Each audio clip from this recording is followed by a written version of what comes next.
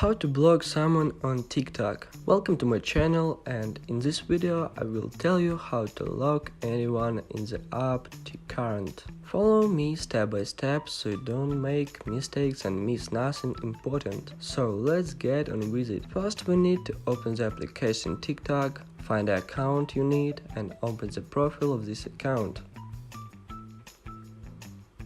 Then you just need to click on the arrow icon in the upper right corner and select the option lock, and confirm you decide to block this account by clicking on the option red lock. After blocking this account, it will not be able to send you messages, see your messages or find your account. Also, this account will not be notified about you blocking.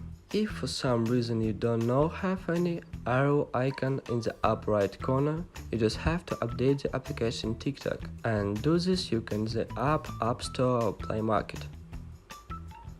That's all. Thank you for your attention.